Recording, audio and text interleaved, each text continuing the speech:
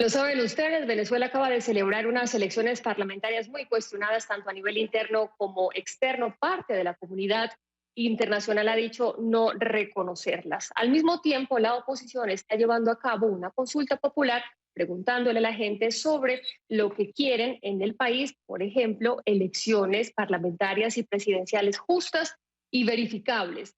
¿Qué le espera a Venezuela? Vamos a hablar en este momento con Juan Guaidó, lo conocen ustedes, él es el presidente de la Asamblea Nacional y presidente encargado de Venezuela en este cargo, reconocido por más de 50 países alrededor del mundo. Señor Guaidó, gracias por estar con nosotros. Bienvenido. Gracias, Claudio. Buenos días y saludos a todos los que nos sintonizan en este momento. Le habla Jennifer. Señor Guaidó, vamos a ponernos en el Jennifer, disculpa, escenario ¿cómo de estás? que esta consulta popular, no se preocupe, de que esta consulta popular va a ser muy votada, va a tener muchísima participación tanto dentro de Venezuela como fuera y que la mayoría de las preguntas que son tres van a tener una respuesta afirmativa. ¿Qué pasa con ese resultado en términos prácticos, señor Guaidó? Para nosotros, Jennifer, hoy ya la consulta es un éxito. Y es un éxito porque ha aglutinado a la mayoría, ha permitido un mecanismo para que la mayoría de los venezolanos que rechazaron el fraude y el llamado inconstitucional del pasado 6 de diciembre de la dictadura pudieran poner una contracara, no solamente de rechazo a ese proceso, sino de una alternativa de solución en Venezuela, que es sencilla para los venezolanos, una elección presidencial y parlamentaria libre, justa y verificable, que hoy además abraza esa solución no solamente los venezolanos, sino los países aliados que han rechazado el fraude de Maduro, pero también que estamos trabajando para construir una solución. El ejercicio de mayoría, la existencia de una alternativa en Venezuela, el colocar contracara a un régimen que tortura, persigue, asesina en este momento a la disidencia venezolana es muy importante porque no tengamos duda que el objetivo de Maduro en este momento es aniquilar a la alternativa democrática, como lo hizo el régimen cubano en su momento, como lo pretende Ortega en Nicaragua, y por eso es tan importante que ese 90% de venezolanos que rechazan la dictadura nos podamos expresar de esta manera en un momento que en Venezuela no hay combustible, ni siquiera en la capital, 3 días para hacer de cola, para colocar combustible en Venezuela y poder lograr alternativas. Entiendo el objetivo político y el objetivo de expresión de rechazar las elecciones consideradas fraudulentas por ustedes y rechazadas por parte de la comunidad internacional, pero en términos prácticos, ¿les va a servir para algo? Por ejemplo, en el segundo punto, que ustedes hablan de rechazo usted del evento del 6 de diciembre, que estamos hablando de las elecciones parlamentarias, pues realmente hoy en día, sin tener el resultado de esa consulta, ya tenemos el rechazo de la Unión Europea, del Grupo de Lima, de la OEA. Entonces, por eso le pregunto y soy enfática en este punto. En términos prácticos, ¿tienen ustedes de dónde sacar algo de lo que quieren lograr? Sí, el artículo 70 de nuestra Constitución, que es la base fundamental de la expresión de la consulta popular refrendada por el Parlamento Nacional, promovida por la sociedad civil venezolana, en conjunto con diferentes sectores, la hace vinculante. Por supuesto, en Venezuela vivimos una situación de fuerza, en Venezuela vivimos una situación de dictadura, de que secuestraron el Parlamento Nacional este mismo año, lo militarizaron en este momento. Por eso es tan importante que por esa misma situación de esa inmensa mayoría que somos hoy en Venezuela, los que queremos cambio, en desventaja, porque lamentablemente nos persigue una dictadura, para poder equiparar esa desventaja por la cual la dictadura persigue, tortura, asesina, secuestra en este momento, por ejemplo, el periodista Roland Carreño, que tiene más de 40 días tras las rejas, para poder equiparar esa desventaja de que la represión es lo que pretende dominar a través de la dictadura, movilizarnos con base en nuestra Constitución, es centrar la aplicación. Sí. Va a depender precisamente de la interlocución diplomática, la interlocución local, la propuesta alternativa, el desafío a la dictadura y levantar bandera de lucha para los venezolanos. En el tercer punto, que ustedes básicamente hacen un llamado a que la comunidad internacional haga gestiones para ayudar a Venezuela con la causa que ustedes tienen, pues en este punto realmente la comunidad internacional lleva varios meses, diría yo, más del año ya gestionando temas para ayudar a Venezuela en este sentido y no se ha logrado. Con este punto, más allá del llamado a la Corte Penal Internacional, ¿qué quieren ustedes con la tercera pregunta? Yo creo que por lo que atraviesa Venezuela hoy, 5.1 millones de refugiados, la segunda crisis más severa del planeta Tierra después de Siria, con 9.1 millones de venezolanos hoy en inseguridad alimentaria. Según el Programa Mundial de Alimentación, Venezuela, uno de los 5 países en riesgo de hambruna, cuando ustedes saben muy bien que Venezuela tiene las reservas petroleras más grandes del mundo, un país próspero, otrora. Hoy creo que es importante revisar los mecanismos que tiene la comunidad internacional para poder frenar, para poder respaldar, para poder prevenir violación de derechos humanos. Nicolás Maduro Moros está señalado hoy, en este momento, mientras usurpa funciones en Miraflores, que es la sede del Ejecutivo en Venezuela, por violar derechos humanos, por ser responsable de delitos de lesa humanidad. En este momento se tortura gente en Venezuela. Hoy que hablamos del Día de los Derechos Humanos en el mundo, en este momento, mientras estamos conversando, hay secuestrados políticos, hay una hambruna en Venezuela. Entonces, no solamente es los mecanismos, por ejemplo, de las sanciones a violadores de derechos humanos y corruptos. Por ejemplo, ¿de qué nos sirve hoy en América Latina la Carta Interamericana de los Derechos Humanos? ¿De qué nos sirve en América Latina, por ejemplo, el Tratado Interamericano de Asistencia Recíproca? ¿De qué le sirve al mundo el debate que introdujera Kofi Annan en la ONU de responsabilidad de proteger, mientras en Venezuela hay desplazamiento forzoso de venezolanos, una sociedad desarmada tratando de defender sus derechos en contra de una dictadura que además está señalada por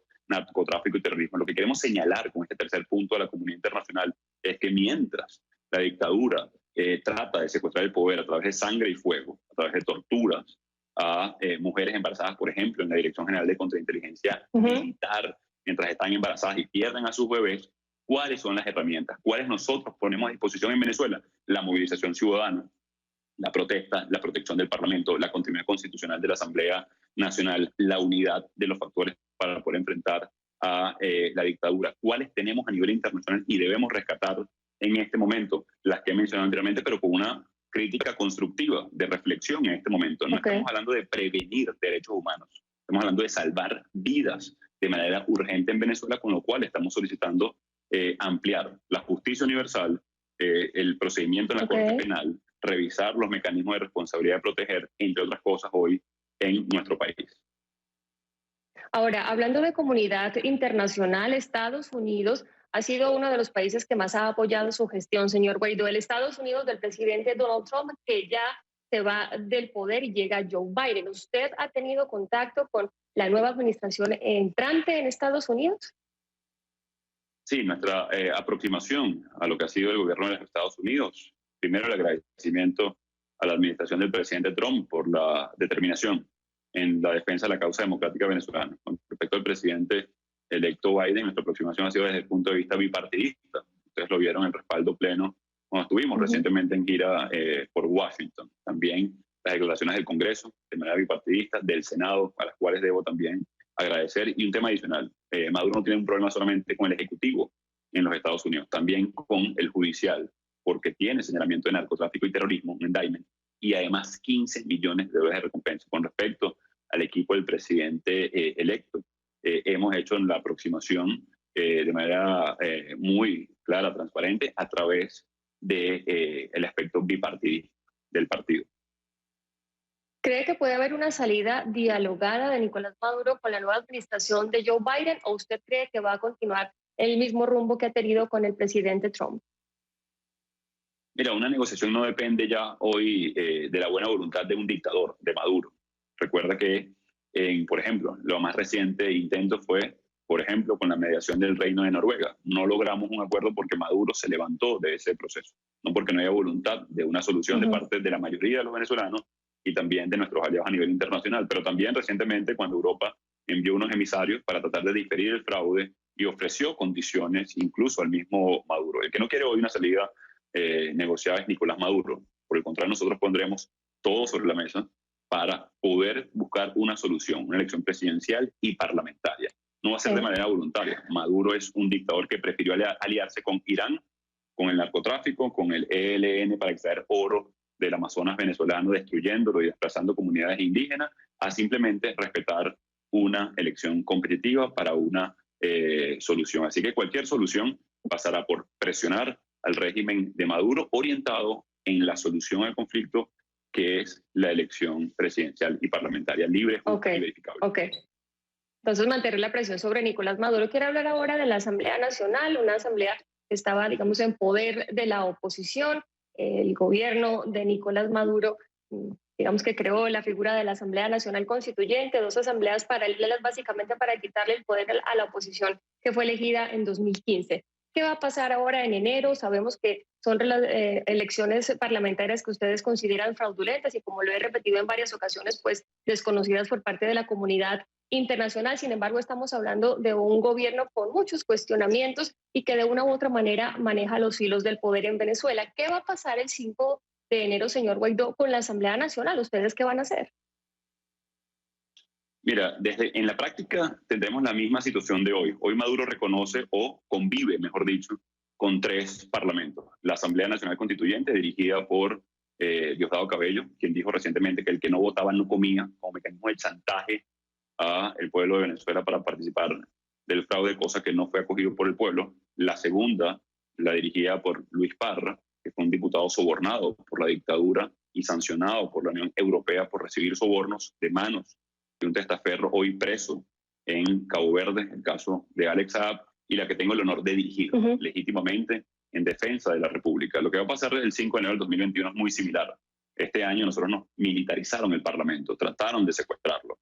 No se va a reconocer. Políticamente hablando, el evento que realizó Maduro recientemente tendrá el mismo efecto de la Asamblea Nacional Constituyente, es decir, no tendrá reconocimiento, ahondará lamentablemente en la crisis, no en la solución que necesitamos. Y un dato adicional, ese proceso, por cierto, no fue ilegítimo por el mayoritario rechazo de la población, fue ilegítimo por su convocatoria. Voy a poner un ejemplo sencillo.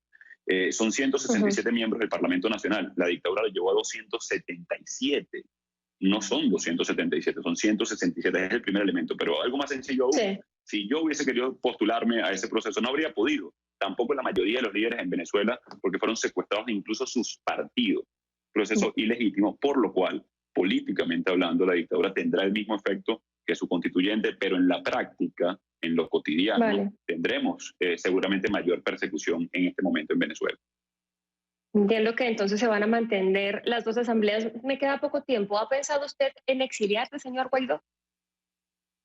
De ninguna manera. De hecho, ese es el objetivo de Maduro, aniquilarnos como alternativa democrática. Nos mantendremos a pesar de los riesgos de la persecución, de las amenazas, desde fusilamiento hasta juicios públicos de la dictadura. Ayer, instigación al odio por parte del canal del Estado a agredirnos. De ninguna manera, ninguna de esas amenazas nos van a sacar de nuestro deber, que es recuperar las oportunidades de Venezuela, que regresen millones a su país, tener de nuevo la democracia en Venezuela. Nos mantendremos ejerciendo funciones desde Caracas.